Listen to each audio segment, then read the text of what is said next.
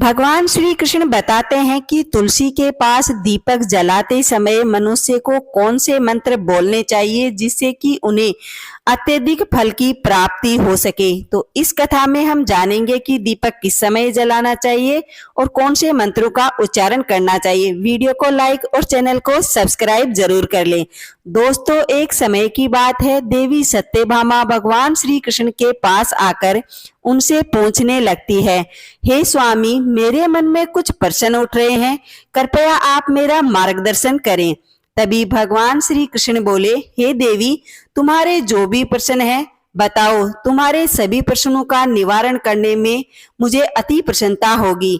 तभी सत्यभामा कहती है कि स्वामी, तुलसी के पास दीपक जलाने का क्या महत्व है और रोज शाम को दीपक जलाने से क्या होता है, क्यों जलाया जाता है, इससे मनुष्य को कौन सा फल प्राप्त होता है, अतः तुलसी के पास दीपक जलाने की कोई विधि भी होती है क्या, या दीपक जलाते समय कौन से मंत्रों का उच्चारण करना चाहिए, कृपया आप मुझे इन सभी के बारे में विस्तार से बताएं। भगवान श्री कृष्ण कहते हैं, हे देवी, आज आपने समस्त संसार के कल्याण हेतु और भावनाओं हेतु अति उत्तम प्रश्न किया है। तुम्हारे इस प्रश्न का उत्तर देने से पूर्व मैं तुम्हें एक प्राचीन कथा सुनाता हूँ, जिसे तुम ध्यान पूर्वक सुनना और तुम्हारे प्रश्नों के उत्तर भी उसी में मिल जाएंगे। शाम को तुलसी के पास दीपक जलाने से जो फल मिलता है उसी का वर्णन मैं इस कथा में करूंगा, इसलिए तुम इस कथा को पूर्ण ध्यान से सुनना और इस कथा को सुनने के बाद मनुष्य को 1000 वर्षों तक तुलसी के पास दीपक जलाने का पुण्य प्राप्त होता है, वो भी इस कथा सुनने मात्र से ही। फिर देवी सत्यभामा कहती है, हे प्रभु, मैं इस कथा को सुनने के लिए अति उत्सुक हूँ, कृपया आप कृपा करके मुझे इस कथा को पूर्ण रूप से सुनाएं। तभी भगवान श्री कृष्ण सत्यभामा को ये कथा सुनाने लगते हैं। हे देवी, पूर्व काल की बात है, दक्षिण दिशा में तुंगभद्रा नामक की एक बहुत बड़ी नदी है। उस नदी के किनारे पर हरिहरपुर नाम का एक अत्यंत सुंदर नगर बसा हुआ है। उसी नगर में राम नाम के एक ब्राह्मण निवास करते थे। वह अत्यंत गुणवान और विद्वान थे। उन्हें सभी शास्त्रों का ज्ञान था और चरित्रवान और धर्म कार्य करने तथा वेदों के मार्ग पर चलने वाले थे। उन्होंने समस्त शास्त्रों का अध्ययन किया था। इस ब्राह्मण की एक पत्नी थी, जिसे लोग दुराचारी कहकर पुकारते थे, क्योंकि उसके कर्म ही उसके नाम के अनुसार थे। वह सदैव ही अपने पति को अपमानित किया करती थी, अपने पति को गलत शब्द बोला करती थी, कभी अपने पति की बात नहीं मानती थी और उन्हें भयंकर दुख भी देती थी। पति के लिए कभी भोजन ना पकाना, अपने पति के साथ कभी शयन ना करना, कभी उनके साथ प्रेम से व्यवहार ना करना, बात ना करना, पति और उनके मित्र और परिवारजनों को घर पर आते ही वह स्त्री उनका अपमान करने लगती थी और उन्हें घर से भगा देती थी, और स्वयं भी वो कभी भी अपने पति का आदर नहीं करती थी। वह स्वयं भी कम भाव से उन्मत्त होकर निरंतर अन्य व्यभिचारिणियों स्त्रियों के साथ घूमा करती थी। उसका मन प्राय पति को छोड़कर अन्य प्राय पुरुषों में ही लगा रहता था। उसने कभी अपने पति से प्रेम से बात तक नहीं की थी, किंतु पराये और सुंदर सुंदर पुरुषों के संग बैठकर बातें किया करती थी। पराये पुरुषों को मोहित करने के लिए वे हमेशा सज धज कर गांव में घूमने जाया करती थी। कभी वह वन में किसी वृक्ष के नीचे खड़ी रहकर सुंदर पुरुषों की राह देखने लगती और कभी दुष्ट पुरुषों को मोहित करके उनके संग भोग विलास किया करती थी। फिर एक दिन वह दुराचारी स्त्री वन में जाकर एक वृक्ष के नीचे खड़ी हो गई। वह वृक्ष के नीचे खड़ी होकर किसी सुंदर पुरुष की राह देख रही थी। किंतु बहुत समय निकलने के बाद भी उसे उस स्थान पर कोई भी नहीं मिला या कोई भी अन्य पुरुष नहीं आया, तो वह अत्यंत दुखी हो गई। वह प्रियतम की खोज में इधर उधर भटकने लगी। उस दिन उसका सारा परिश्रम ही व्यर्थ हो गया और वह खड़ी होकर अनेकों प्रकार की बातें कहकर रोने लगी, विलाप करने लगी कि आज कोई भी पुरुष क्यों नहीं आया। इसी प्रकार की अनेक बातें कर कर वह रोने लगती है कि आज इस मार्ग पर कोई भी सुंदर पुरुष नहीं आया। आज मैं अपने मन को कैसे शांत करूंगी, आज की रात कैसे बीतेगी। और वह इसी प्रकार की बातें करके जोर जोर से विलाप करने लग जाती है। तभी उस जंगल में एक भयानक बाघ निवास करता था। वह उस स्त्री की ऐसी आवाज सुनकर जाग गया और उछलकर उस स्त्री का भक्षण करने के लिए उसके पास आ जाता है। वह स्त्री उस भयंकर बाघ को देखकर उसके पसीने ही छूट गए। वह थर थर कांपने लगती है और वह कुछ कर पाती उससे पहले ही बाघ ने अपने पंजे से उस स्त्री को घायल कर दिया। वह स्त्री जमीन पर जा गिरी। जमीन पर गिरते ही स्त्री चिल्लाते हुई बोली, अरे बाघ, तू किस लिए यहाँ पर आया है? क्यों मुझे मार रहा है? मैं यहाँ पर अपने प्रियतम की खोज कर रही थी। तू मुझे छोड़ क्यों नहीं देता? मेरा भक्षण करके तुझे क्या मिल जाएगा? उस स्त्री की ऐसी बातें सुनकर के भयानक बाघ क्षण के लिए तो रुक गया, फिर हंसते हुए बोला, दूसरा, आज विधाता ने तुझे मेरा ग्रास नियुक्त किया है। तुझ जैसी पापिन स्त्रियों का भक्षण करना ही मेरा काम है और यही तो मेरा कर्म है। आज तू ही मेरा भक्षण बनेगी, तभी मुझे इस शरीर से मुक्ति मिल सकेगी। वह स्त्री कहने लगी, अरे बाघ, तुम कौन हो? मुझे सच बताओ, तुम्हें किस कारण से बाघ होना पड़ा? तुम मुझ जैसी स्त्रियों का भक्षण क्यों करते हो? पहले मुझे ये सारी कथा बताओ, फिर चाहे मेरा भक्षण कर लो। इतना सुनकर बाघ कहने लगा कि तुम पापिन हो, अपराधी हो और मैं भी इसी प्रकार का था। मैं तुझे मेरे पूर्व जन्म का वृतांत सुनाता हूँ कि किस कारण से मुझे बाघ होना पड़ा। पूर्व काल में दक्षिण देश में एक नदी थी। उसी नदी के तट पर एक नगरी बसी हुई थी। इसी नगरी में मैं निवास करता था। मैं एक ब्राह्मण का पुत्र था। उस नदी के किनारे बैठकर यज्ञ कार्य किया करता था। मैंने उस जन्म में अनेकों प्रकार के पाप किए हैं, अनेकों उपायों के लिए यज्ञ किया, उन पापियों के घर का भोजन भी किया। मैंने धन के लोभ में अनेकों पापियों के लिए ऐसे कार्य किया जिन वस्तुओं का मुझे दान नहीं लेना चाहिए था, वो भी लिया। उन वस्तुओं का भी मैंने दान ग्रहण किया जो दूसरों का धन लेता था लेकिन कभी वापस नहीं करता था। इस प्रकार के पाप भी मैंने किए थे, उनसे जबरदस्ती दान दक्षिणा लेने के। मुझे बहुत साल बीत गए। अंततः मैं बूढ़ा हो गया, परंतु मेरी दान दक्षिणा वाली आदत कभी छूटी ही नहीं। मैं निरंतर रूप से पाप ही करता गया। फिर एक दिन मैं धन के लोभ में और धन अर्जित करने के लिए एक नदी के किनारे गया। वहां अनेकों ब्राह्मणों के साथ मिलकर हमने लोगों को ठगा, झूठे मंत्र वचन बोल करके बिना विधि विधान के देवी की पूजा की और देवी देवताओं का पूजन कर सारा धन उन लोगों से हमने लूट लिया।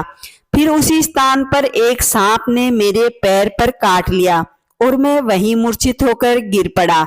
जहर मेरे शरीर में फैलने के कारण अंततः मेरे प्राण मैंने त्याग दिए।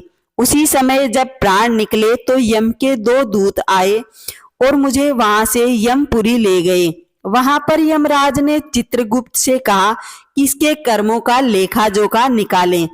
जब चित्रगुप्त ने मेरे कर्मों का लेखा जोखा निकाला तो कहा कि हे धर्मराज, ये ब्राह्मण तो अनेकों घोर पाप करने वाला था।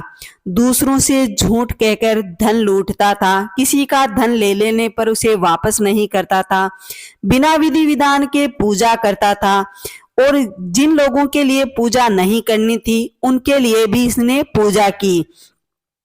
इस प्रकार की झूठी पूजा अर्चना करने से ये अत्यंत पापी ब्राह्मण है, ये नरक में जाने हेतु ही पैदा हुआ है। फिर यमराज ने अपने दूतों को आदेश देकर नरक की अग्नि में डलवा दिया। अनेकों वर्षों तक नरक की सजा भोगने के बाद मुझे ये बाघ का शरीर प्राप्त हुआ और मैं इस दुर्गम वन में निवास करने लगा।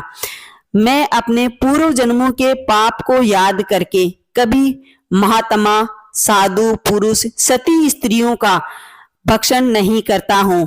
मैं केवल पापी और दुराचारी कुलठा स्त्रियों का ही भक्षण करता हूँ, ताकि मुझे भी अपने पापों से मुक्ति मिल जाए। इस प्रकार से मैं उस बाघ के जीवन से अपने शरीर से छुटकारा पा सकता हूँ। इसी प्रकार बाघ ने अपने पूर्व जन्म की पूरी कथा उसे सुना देता है।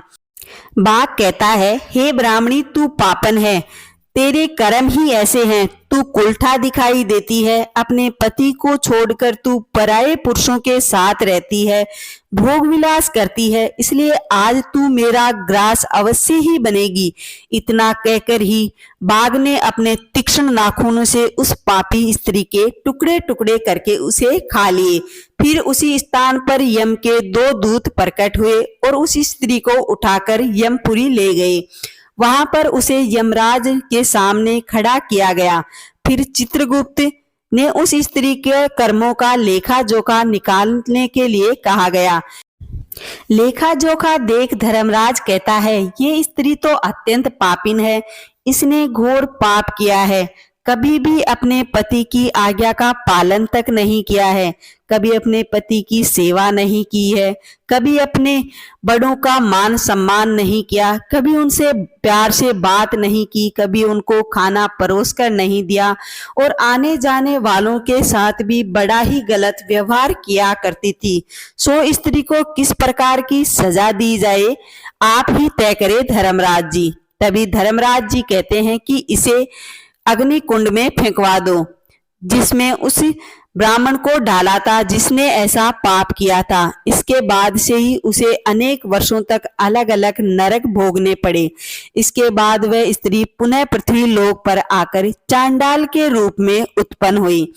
चांडाल के घर जन्म लेकर वह स्त्री अनेकों पाप करने लगी और पाप के कारण ही उसे कुछ समय के बाद ही कुष्ठ रोग हो जाता है।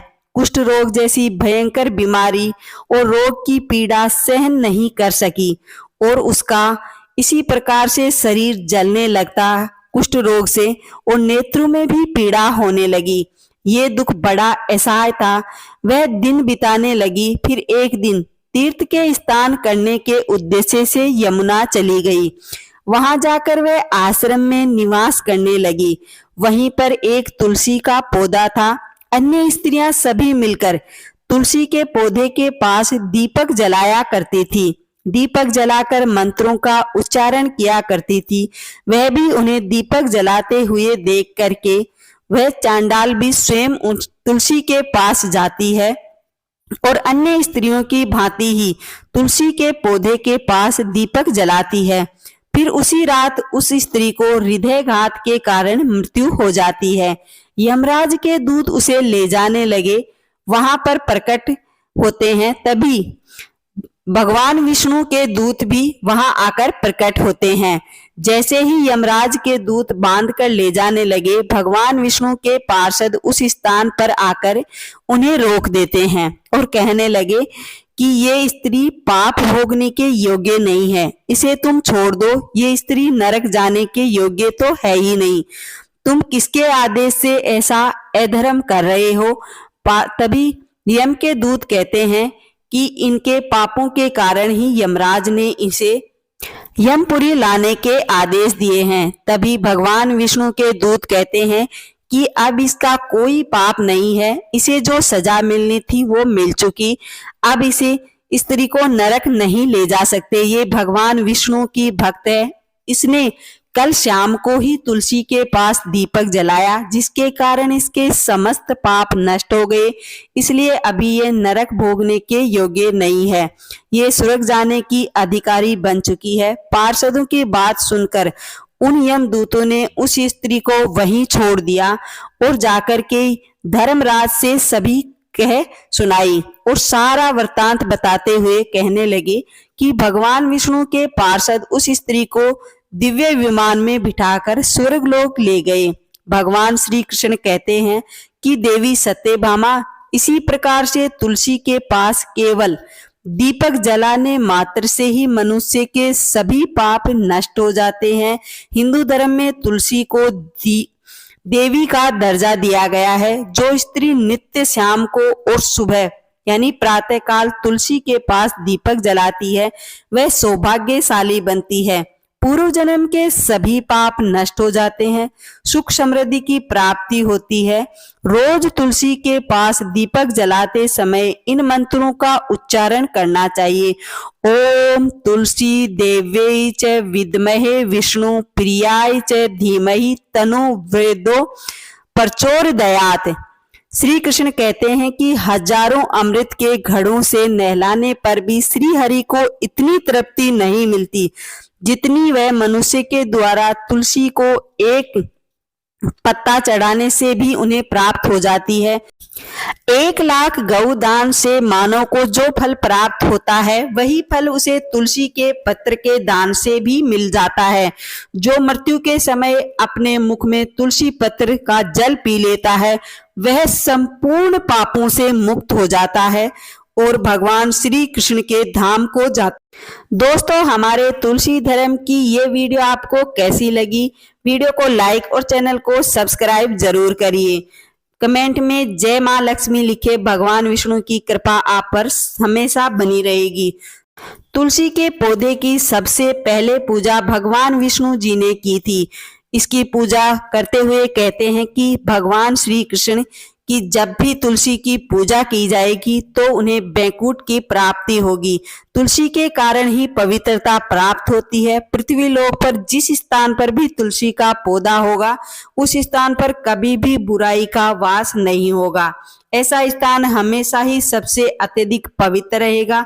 वीडियो को लाइक और चैनल को सब्सक्राइब करें और कमेंट में जय मां लक्ष्मी अवश्य लिखें। माता लक्ष्मी की कृपा हमेशा बनी रहेगी।